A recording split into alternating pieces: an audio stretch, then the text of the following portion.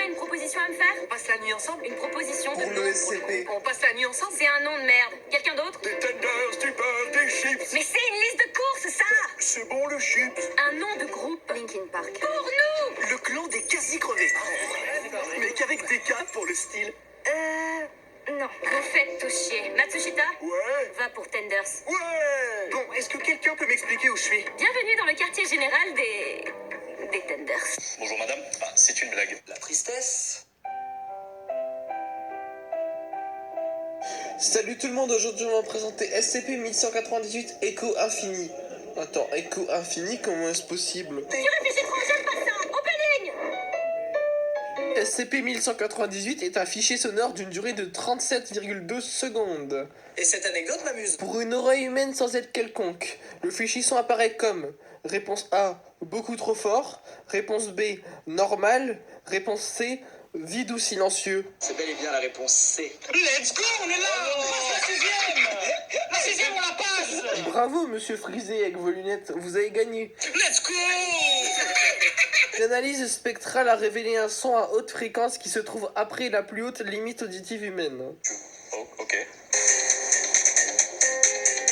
Quand le fichier est transposé vers des fréquences plus basses, il ne conserve pas ses qualités anormales, mais il est dérangeant. Ah, c'est pas moi qui le dis, c'est Wikipédia. Et là, les viewers vont me dire, mais attends, mais Wikipédia, c'est pas une source sûre. Mon cher Ruporte, tu sais pourtant très bien que... Wikipédia, pourquoi chercher plus loin? Ça sert à rien. Les propriétés anormales du fichier ne se manifestent que lorsque celle-ci est jouée dans sa tonalité d'origine. Les copies du fichier original gardent toujours des propriétés anormales. Malheureusement, c'est incurable. La médecine ne peut pas tout. Cependant, convertir le fichier en MP3 ou dans un autre format audio en supprime les propriétés anormales.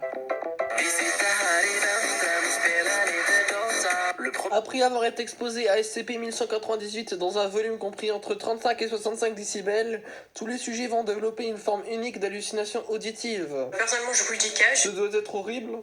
À partir de 10 heures après l'exposition initiale, les sujets vont commencer à entendre chaque son directement causé par eux-mêmes, doublé d'un écho. C'est bizarre. Mais non, c'est des hallucinations auditives. Ceci inclut, sans être limité à, des sons tels que leurs paroles, leur propre bruit de pas, le bruit de moteur d'une voiture conduite par les sujets et les bruits internes de leur corps comme la respiration ou le gargouillement de leur estomac. Attends, quoi? L'effet n'inclut pas les sons causés par une source externe, Est-ce que tu saurais? tels que la parole d'autres personnes, de la musique ou des échos produits normalement, ce qu'ils entendront parfaitement normalement.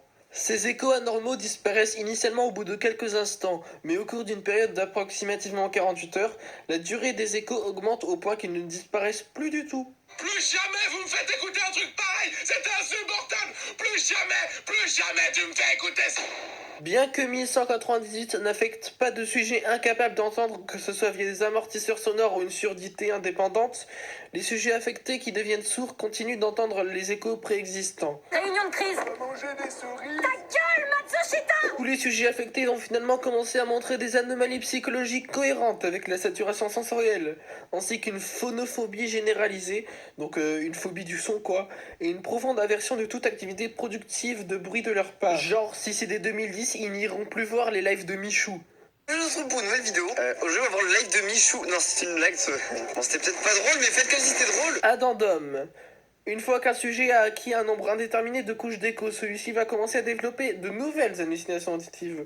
Les sujets qui ont atteint ce stade et qui sont toujours enclins à communiquer textuellement rapportent que les échos commencent à s'amplifier de façon interminante et qu'ils se distordent chacun d'une façon à ce que le motif d'interférence produit ressemble à de la parole. Sur mesure. Interdit à tous les élèves de pénétrer, monsieur Harry Potter. Taisez-vous. Mais je crains que le professeur Pipette n'ait pas le choix. Tu ferais bien de filer ou je risque de t'étrangler. Cette nouvelle source de parole est syntaxiquement cohérente et identique chez tous les sujets, qui rapporte que la transmission des paroles est simultanée pour tous les sujets affectés. Des exemples sont transcrits ci-dessous. N'ayez pas pitié de la faucheuse, ayez pitié de vous. Il est un peu tôt pour trouver un œil à quelque chose. Les éléphants écrasent les fourmis, n'est-ce pas? Je suis Ayato. Et je suis le dieu de ce nouveau monde. Étrangement, ça me rappelle un truc. Poissons, lézards, rats, singes, hommes, confus, fin pour toujours. Ah, tu veux rejoindre l'équipe? Non, j'ai envie de me tuer, mais comme tu l'as demandé gentiment, je vais te dire oui, mais j'ai quand même envie de me tuer. Rejoignez la cacophonie. Les choses meurent, les voix s'élèvent. Dans quel monde? Mais dans quel monde? Enfin bref, n'importe quoi. La seule chose dont vous devez avoir peur est confus.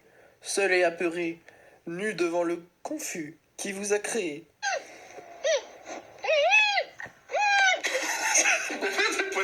Bien entendu, même en hackant le système, on ne sait pas d'où vient cette voix. À toi de jouer, Chris. Appelle-moi Chris. D'accord, Chris. Et voilà, c'est la fin de cette présentation de SCP. Bye bye.